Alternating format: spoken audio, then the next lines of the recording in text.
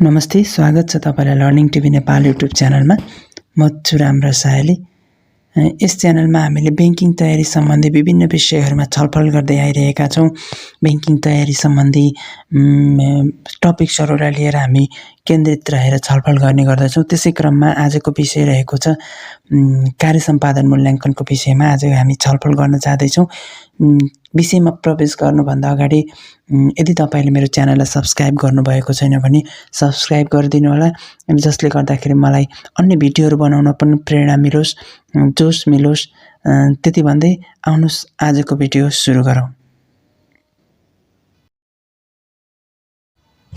कार्य सम्पादन मूल्याङ्कन अर्थात् जसलाई हामी पर्फर्मेन्स एप्रेजल पनि भन्ने गर्छौँ। कार्य सम्पादन मूल्याङ्कन तीनवटा शब्द छ, जस्तो कार्य सम्पादन मूल्याङ्कन। कार्य भनेको काम, सम्पादन भनेको सम्पन्न गर्नु, र त्यो कार्यलाई सम्पन्न गर्ने कसरी गरिएको छ भनेर मूल्याङ्कन गर्ने कामलाई हामीले कार्य सम्पादन मूल्याङ्कन भन्ने गर्दछौँ। कुनै पनि संस्थामा कर्मचारीहरूले संस्थाको उद्देश्य हासिल गर्नको लागि विभिन्न कार्यहरू गर्नुपर्ने हुन्छ, र ती कामहरू कसरी सम्पन्न भएका छन्, कुन क्वालिटीमा भएका छन्, समयमा भएका छन् कि छैनन्, कसरी सम्पन्न भएको छ, कुन स्रोत साधनहरूको कति प्रयोग भएर ती कामहरू सम्पन्न भएका छन् भन्ने विषयमा यो कार्य सम्पादन मूल्याङ्कनले हेर्ने गर्दछ। हामीले यसलाई शब्दबाट नै थाहा पाउँछौँ। कार्य सम्पादन मूल्याङ्कन भनेको कार्य सम्पादन र मूल्याङ्कन, कामको सम्पादन कसरी गरिएको छ भनेर बुझ्ने कामलाई, काम कसरी सम्पन्न भएको छ भनेर त्यसको विचार गर्ने, मूल्याङ्कन गर्ने कामलाई हामी कार्य सम्पादन मूल्याङ्कन गर्ने गर्दछौँ। जसलाई हामीले कसरी लेख्न सक्छौँ भन्दा, जस्तो संगठनका कर्मचारीले विगत र वर्तमानमा संगठनको उद्देश्यलाई हासिल गर्नको लागि पुरा गर्नुपर्ने आफ्नो दायित्व, काम र कर्तव्य पुरा गरिरहेका छन् कि छैनन् भन्ने विषयमा, र भविष्यमा उनीहरूले संगठनलाई दिन सक्ने योगदानहरूको सम्भाव्यताको मूल्याङ्कनलाई कार्य सम्पादन मूल्याङ्कन भनिन्छ भनेर हामीले हेऱ्यौँ। अर्थात् कुनै पनि कर्मचारीले संगठनको उद्देश्य हासिल गर्नको लागि गर्नुपर्ने जुन जिम्मेवारी कुनै एउटा व्यक्तिलाई दिएको हुन्छ, त्यो जिम्मेवारीहरू सही तरिकाले सम्पन्न भएको छ कि छैन, पुरा पालना भएको छ कि छैन भन्ने कुराहरूको मूल्याङ्कन गर्ने कामलाई हामीले कार्य सम्पादन मूल्याङ्कन भन्यौँ। जसमा कर्मचारीले आफ्ना दायित्वहरू पुरा गर्ने, आफ्ना कर्तव्यहरू पुरा गर्ने, र उसलाई दिएको अख्तियार दिएको जो पावर छ, जुन पावर दिएको छ कर्मचारीलाई, त्यसको प्रयोग गरेर संगठनको उद्देश्य हासिलको लागि कसरी योगदान दिइरहेको छ भन्ने कुराको मूल्याङ्कन गर्ने कार्यलाई हामीले कार्य सम्पादन मूल्याङ्कन भनिन्छ। जसले विगतमा र वर्तमानमा कुनै पनि कर्मचारीले विगत र वर्तमानमा गरिरहेका कामहरूको मूल्याङ्कन त गर्छ नै, र सो मूल्याङ्कनले हामीलाई त्यो कर्मचारीले, त्यो काम सम्पन्न गर्ने व्यक्तिले भविष्यमा कस्तो संगठनलाई कस्तो योगदान दिन सक्छ, अहिलेको पर्फर्मेन्सले, जस्तो बिहानले दिनलाई बताउँछ भने जस्तै उसको अहिलेको र पहिलेको कामलाई हेरेर हामीले उसले भविष्यमा संस्थालाई दिन सक्ने योगदानको बारेमा हामीले बुझ्न सक्छौँ, त्यसको बारेमा सम्भाव्यताको मूल्याङ्कन गर्न सक्छौँ। यसरी हामीले कुनै पनि कर्मचारीले वर्तमान कुनै पनि संस्थाको उद्देश्य हासिल गर्नको लागि पहिले र अहिले अतीतमा र वर्तमानमा कस्तो काम गरिरहेको छ भन्ने कुराको मूल्याङ्कन गर्ने, र उसले भविष्यमा संस्थालाई गर्न सक्ने योगदानको बारेमा हामीले मूल्याङ्कन गर्ने कुरालाई हामीले कार्य सम्पादन मूल्याङ्कन भन्यौँ। त्यस्तै कार्य सम्पादन मूल्याङ्कनले सङ्ख्यात्मक र गुणात्मक दुवै पक्षलाई हेर्दछ। अर्थात् सङ्ख्यात्मक भन्नाले कति काम भयो, कति क्वान्टिटीमा काम भयो, कतिवटा कामहरू भयो भन्ने कुरालाई हामीले सङ्ख्यात्मकमा लियौँ भने, गुणात्मक भनेको क्वालिटी, कुनै काम दिएको लागतमा भयो कि भएन, कस्तो क्वालिटीयुक्त भयो कि भएन भन्ने कुराहरूलाई हामीले सही तरिकाले भयो कि नै, त्यो कतिको प्रभावकारी भयो भन्ने कुरा चाहिँ गुणात्मक अर्थात् क्वालिटीमा पर्ने गर्दछ। यसरी कार्य सम्पादन मूल्याङ्कनले सङ्ख्यात्मक र गुणात्मक दुवै पक्षलाई हेर्ने गर्दछ। त्यस्तै हामीले के पनि भन्न सक्छौँ भने, कार्य सम्पादन मूल्याङ्कनको माध्यमबाट सङ्गठनले आफ्ना कर्मचारीहरूको ज्ञान, क्षमता र योग्यताको जानकारी प्राप्त गर्न सक्छ। अर्थात् कार्य सम्पादन मूल्याङ्कन गरिसकेपछि आफ्नो कर्मचारीहरूको योग्यता थाहा हुन्छ, जसबाट हामीले के प्राप्त गर्न सक्छौँ भने आफ्नो कर्मचारीहरू कस्तो ज्ञान भएको, कति सिप भएको, कुन योग्यताको कर्मचारी हामीसँग छ भनेर हामीले बुझ्न सक्छौँ। त्यस्तै कार्य सम्पादन मूल्याङ्कन एउटा निरन्तर प्रक्रिया भन्ने गरिन्छ। जस्तो यो वैकल्पिक प्रश्नहरू हुने गर्छ, जो टिक लगाउने क्वेसन हुन्छ, त्यस्तोमा आउन सक्छ। यसलाई हामीले कार्य सम्पादन मूल्याङ्कनलाई एउटा निरन्तर प्रक्रियाको रूपमा पनि लियौँ। त्यस्तै कार्य सम्पादनको माध्यमबाट कर्मचारी व्यवस्थापन र वृद्धि विकासलाई पनि व्यवस्थापन गर्न सकिन्छ भनेको यसले के भन्यो भने कर्मचारीहरूको योग्यता पहिचान गरिसकेपछि हामीले कस्तो कर्मचारीलाई ट्रेनिङ दिने, कस्तो कर्मचारीलाई प्रमोसन गर्ने, कस्तो कर्मचारीहरूलाई दण्ड सजाय दिने भन्ने कुराहरू बुझ्न सक्छौँ र कर्मचारीको व्यवस्थापन गर्न सक्छौँ। यसरी हामीले कार्य सम्पादन मूल्याङ्कनलाई बुझ्न सक्छौँ। कार्य सम्पादन मूल्याङ्कनलाई विभिन्न नामले चिन्ने गरिन्छ, अर्थात् विभिन्न शब्दहरूबाट नेपालीमा कार्य सम्पादन मूल्याङ्कन भने पनि अङ्ग्रेजीमा चाहिँ विभिन्न नामहरू प्रयोग गर्ने गरिन्छ। ती नामहरूलाई मैले यहाँ लिएर आएको छु। मेरिट रेटिङ भने पनि, employee appraisal, performance evaluation, behavioural assessment, staff assessment, personal review, progress report जस्ता शब्दहरू प्रयोग गरिन्छ। जे भने पनि यो कार्य सम्पादन मूल्याङ्कन अर्थात् पर्फर्मेन्स इभ्यालुएसनलाई नै बुझ्ने गरिन्छ। कार्य सम्पादन मूल्याङ्कनको आवश्यकता अर्थात् कार्य सम्पादनको मूल्याङ्कनको आवश्यकतालाई हामीले कार्य सम्पादन मूल्याङ्कनको महत्त्व, कार्य सम्पादन मूल्याङ्कनको फाइदाहरूको रूपमा पनि हामीले लिन सक्छौँ। के हुन् त कार्य सम्पादन मूल्याङ्कनको आवश्यकता, के महत्त्व छ यसको आउनुहोस् ती विषयहरूमा छलफल गरौँ। सङ्गठनको लक्ष्य हासिल गर्न कार्य सम्पादन मूल्याङ्कनको पहिलो आवश्यकता भनेको सङ्गठनको लक्ष्य हासिल गर्नु हो। कुनै पनि सङ्गठन निश्चित उद्देश्य प्राप्तिको लागि स्थापना भएका हुन्छन् र ती उद्देश्य प्राप्त गर्न मानव साधनको महत्त्वपूर्ण भूमिका हुने गर्छ। हामीले कार्य सम्पादन मूल्याङ्कनबाट कर्मचारीहरूको कार्यक्षमताको मूल्याङ्कन गर्ने हुँदा हामीसँग हाम्रो उद्देश्य पुरा गर्न आवश्यक पर्ने सक्षम कर्मचारीहरू छन् कि छैनन् भने हामी पत्ता लगाउन सक्छौँ। कार्य सम्पादन मूल्याङ्कनले त्यस्ता आफूसँग भएको कर्मचारीहरूको योग्यता, अयोग्यता, सक्षमताहरूलाई पत्ता लगाउन सहयोग गर्छ र लक्ष्यलाई समयमै प्राप्त गर्नमा सहयोग गर्ने गर्दछ। त्यसैले पहिलो आवश्यकता रहेको छ सङ्गठनको लक्ष्य हासिल गर्न। त्यस्तै अर्को दोस्रो रहेको छ योग्य र गुणस्तर कर्मचारीको पहिचान गर्न।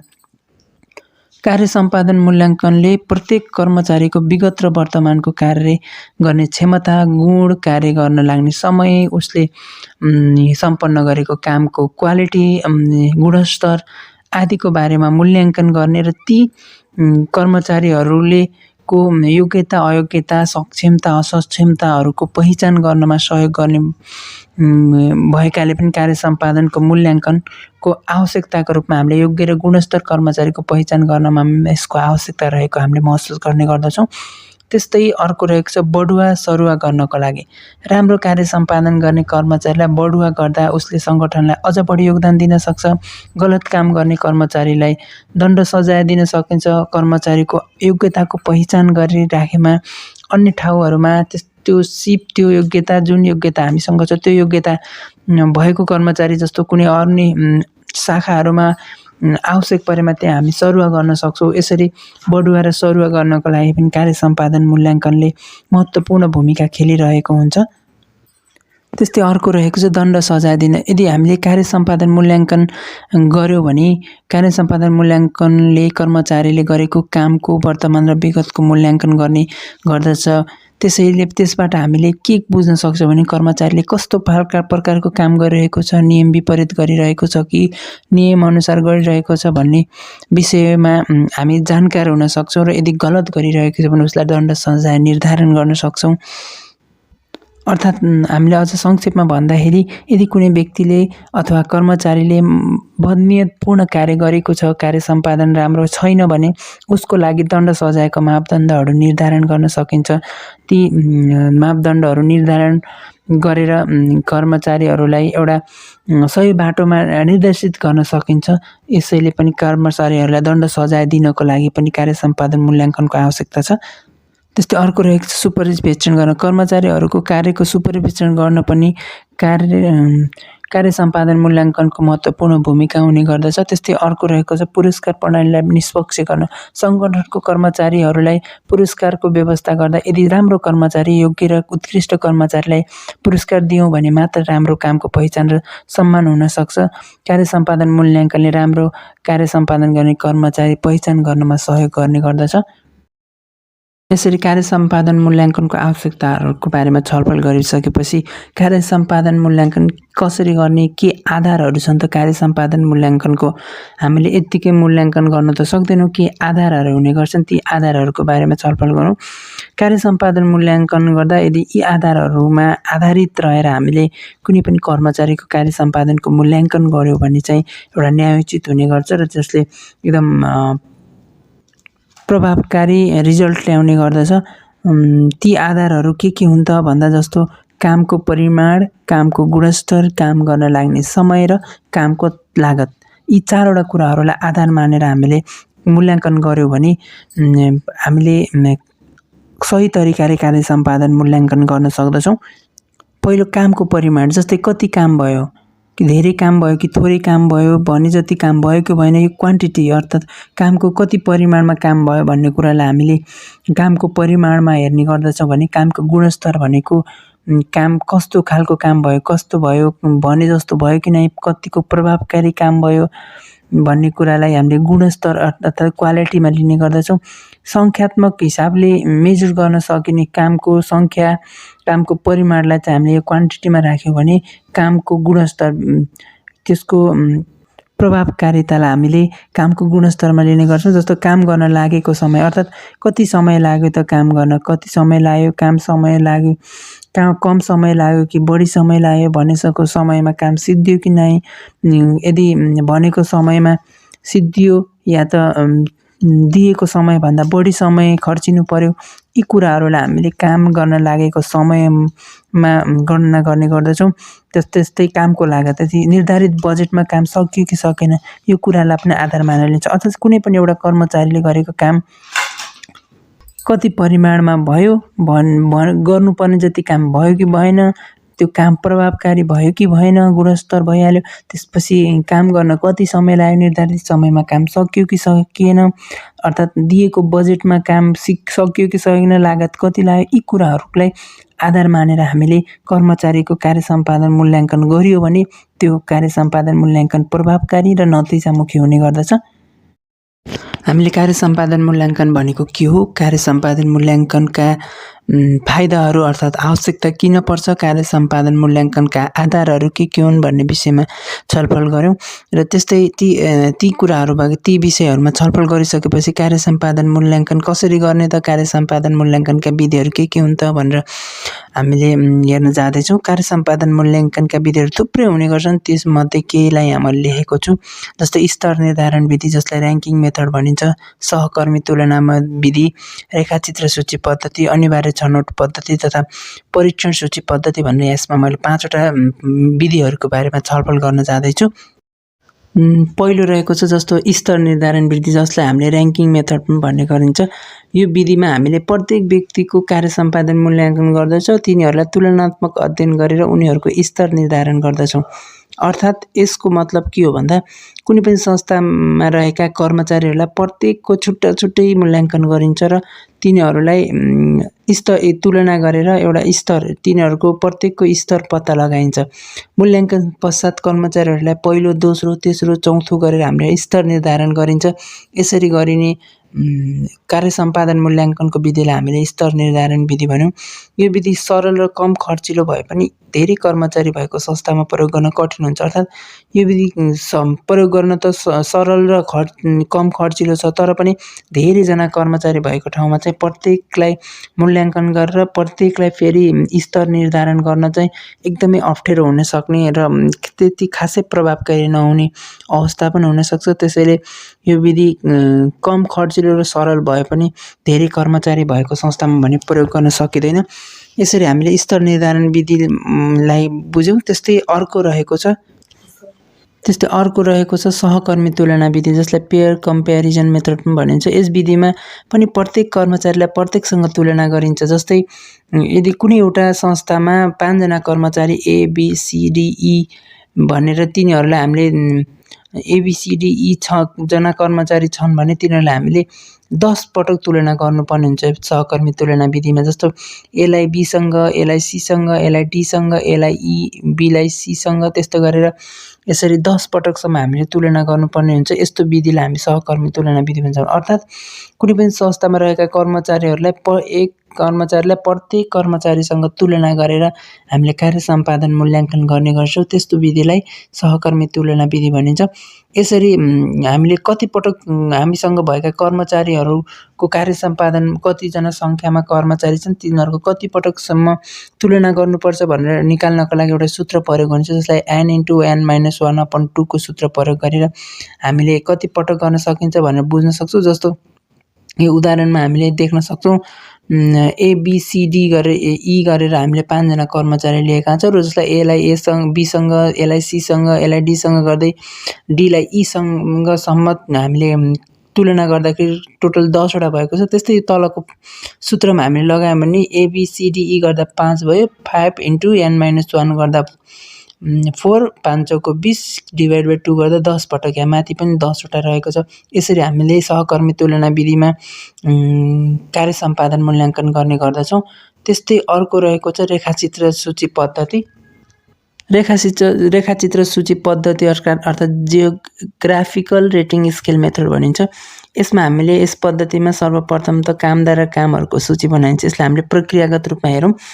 यस पद्धतिमा सबभन्दा रेखाचित्र सूची पद्धति अन्तर्गत कार्य सम्पादन मूल्याङ्कन गर्दा सबभन्दा पहिले सर्वप्रथम त हामीले कामदार र कामहरूको सूची बनाइन्छ। त्यसपछि कर्मचारीहरूको ज्ञान, सिप, समन्वय, इमान्दारी, उपस्थिति जस्ता कुराहरू जसले कर्मचारीको पर्फर्मेन्सलाई मेजर गर्न सकिन्छ ती कुराहरूलाई एउटा स्केलमा राखेर हामीले हेरिन्छ र ती स्केललाई अति राम्रो, सन्तोषजनक, ठिकै र न्यूनमा देखाइन्छ र भार पत्ता लगाइन्छ। अर्थात् कुनै पनि एउटा कर्मचारी त्यसको ज्ञानमा कस्तो छ, सिपमा कस्तो छ, समन्वय, इमान्दारीमा कस्तो छ, राम्रो छ, अति राम्रो छ, सन्तोष, यसरी हामीले तिनीहरूमा टिक लगाएर अथवा चिन्ह लगाएर हामीले त्यसको भार पत्ता लगाइन्छ र सुपरिवेक्षकले नै ती विकल्पहरूबाट एउटा चिन्ह लगाउने गर्दछन् र कार्य सम्पादन मूल्याङ्कन गर्दछन्।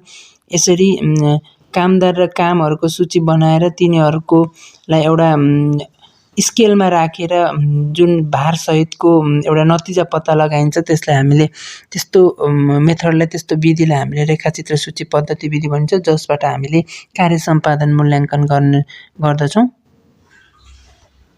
त्यस्तै अर्को रहेको छ अनिवार्य छनौट पद्धति, जसलाई फोर्स चोइस मेथड भनिन्छ। यसमा के हुन्छ भन्दा जस्तो अनिवार्य छनौट पद्धतिमा कर्मचारीहरूको व्यवहारहरूको छुट्टै सूची तयार पारिन्छ र ती सूचीहरूमा कुनै एउटा विकल्प अनिवार्य छनौट गर्नुपर्ने हुन्छ। अर्थात् कर्मचारीहरूको व्यवहारलाई छुट्टै सूची पारिन्छ र ती सूचीहरूमा मध्येबाट एउटा विकल्पलाई सुपरिवेक्षकले छनौट गर्ने गर्दछ र कर्मचारीको कार्य सम्पादनको मूल्याङ्कन गर्ने गर्दछ। अनिवार्य रूपमा छनौट गर्नुपर्ने भएकोले यसलाई अनिवार्य छनौट पद्धति भनिएको हो भनेर हामीले बुझ्न सक्छौँ।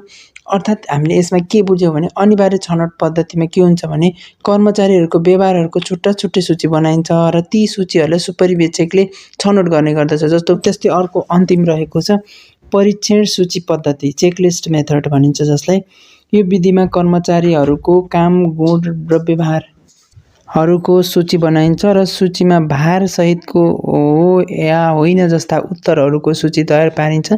यो विधिमा तयार पारिएको सूचीमा हो वा होइन जस्ता प्रश्नहरूको उत्तर सुपरिवेक्षक वा निरीक्षकले भर्ने गर्दछन्। अर्थात् यसबाट हामीले के बुझ्यौँ भने यो परीक्षण सूची पद्धतिमा एउटा सूची बनाइन्छ जसमा गुणस्तर काम कुनै पनि कर्मचारीको काम कस्तो छ, गुण कस्तो छ, व्यवहारहरू कस्तो छ, उसको ज्ञान क्षमताहरू कस्तो छ, त्यसको सूची बनाइन्छ र हो वा होइन जस्ता प्रश्नहरू को उत्तरको माध्यमबाट भार पत्ता लगाएर ती कर्मचारीहरूको कार्यको सम्पादनको मूल्याङ्कन गर्ने गरिन्छ। यो पद्धतिले कार्य सम्पादनलाई भन्दा व्यक्तिगत विशेषताहरूलाई बढी प्राथमिकतामा राखेकोले खासै प्रभावकारी कार्य सम्पादन मूल्याङ्कनको लागि बढी प्रभावकारी भए जस्तो मानिँदैन, किनभने यसमा कर्मचारीको व्यवहारहरूलाई बढी हेरिन्छ, कामलाई भन्दा पनि व्यवहारहरूलाई बढी प्राथमिकतामा राखेर गर्ने गरिएकाले परीक्षण सूची पद्धतिलाई त्यति प्रभावकारी नरहेको जस्तो मान्न सकिन्छ।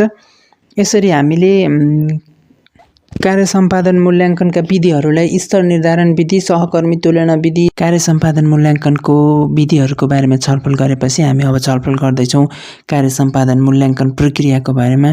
द पर्फर्मेन्स इभ्यालुएसन प्रोसेस कस्तो कस्तो प्रक्रिया लाई अपनाएर हामीले कार्य सम्पादन मूल्याङ्कन गर्न सक्दछौँ त भन्ने विषयमा अब छलफल गर्दैछौँ।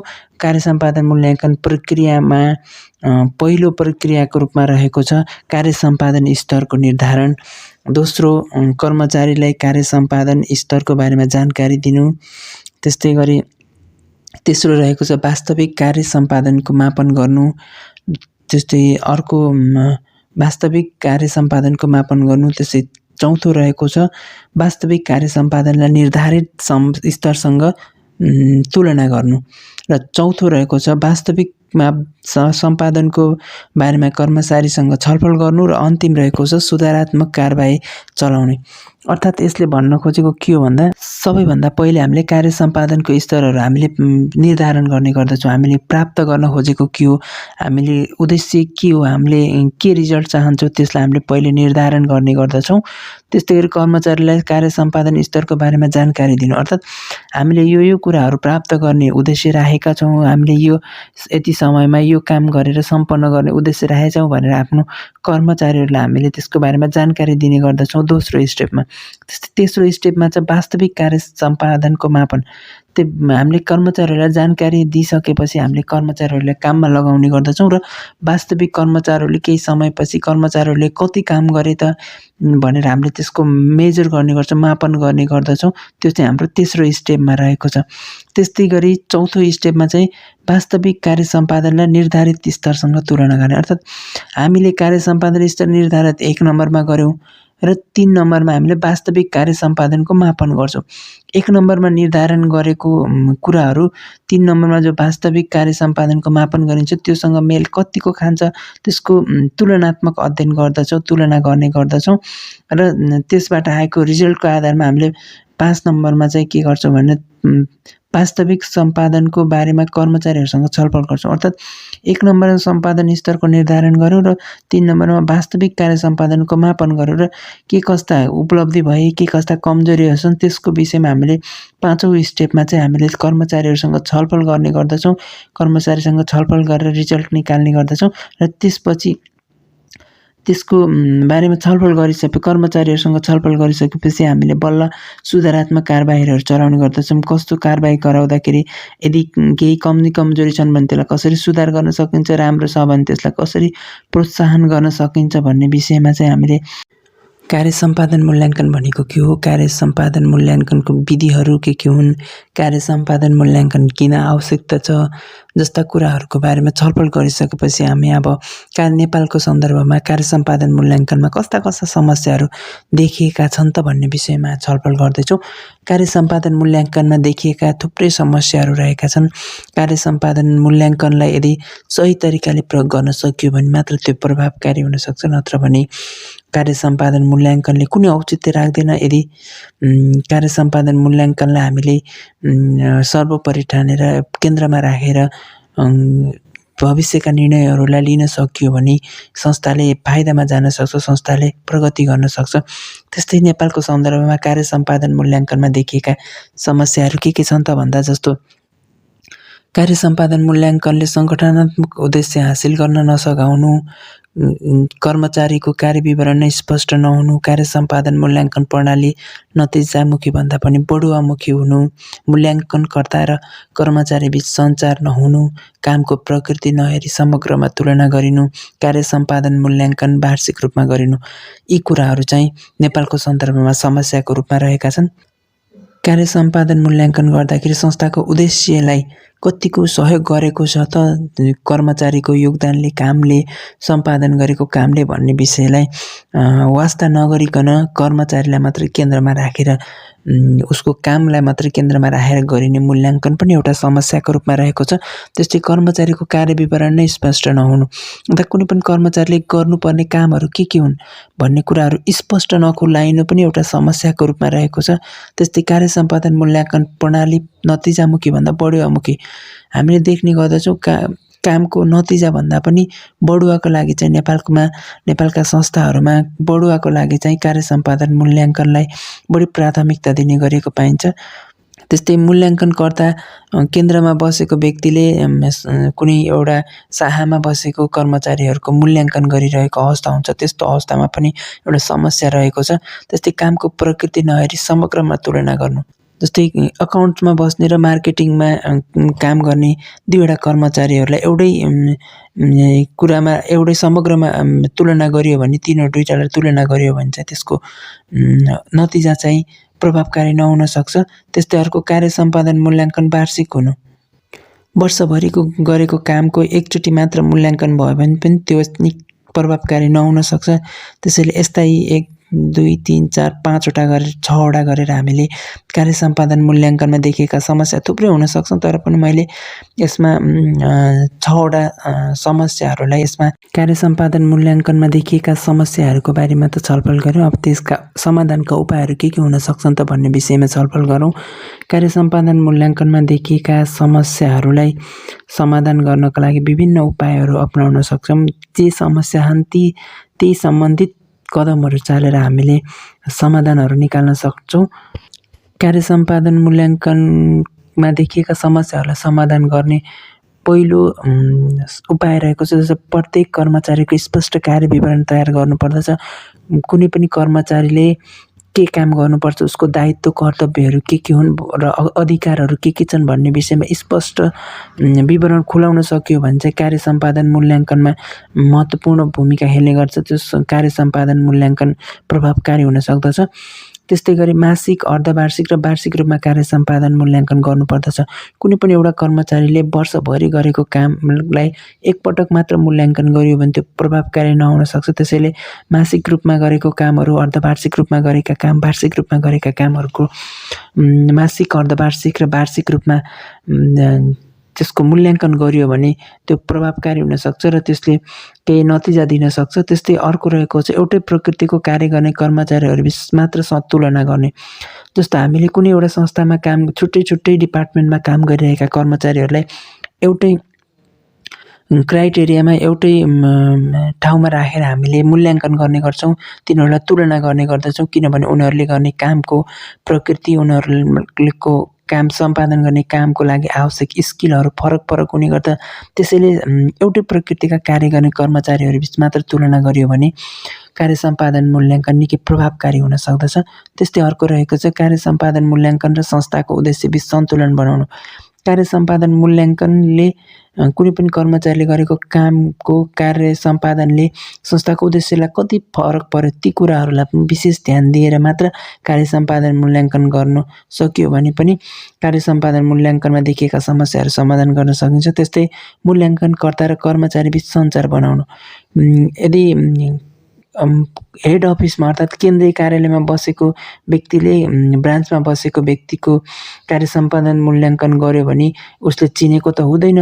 त्यसैले पनि त्यसमा निष्पक्ष हुन सक्दैन। त्यसैले पनि मूल्याङ्कनकर्ता र कर्मचारी बिच चाहिँ सञ्चार हुनुपर्छ, बोलचाल हुनुपर्छ। यदि सम्भव भएसम्म कर्मचारी जसको अन्डरमा काम गरेको छ उसैले मात्रै मूल्याङ्कन गर्ने। आजको भिडियोमा हामीले कार्य सम्पादन मूल्याङ्कनको विषयमा छलफल गऱ्यौँ। Thank you. यदि तपाईँलाई आजको भिडियो मन पर्यो भने लाइक, कमेन्ट्स गरिदिनु होला, आफ्नो सल्लाह सुझावहरू दिनुहोला भन्न चाहन्छु र मेरो च्यानललाई सब्सक्राइब गरिदिनु होला ताकि अन्य भिडियोहरू पनि तपाईँलाई रिकमेन्डर्स भनेर भन्नको लागि चाहन्छु। Thank you for watching.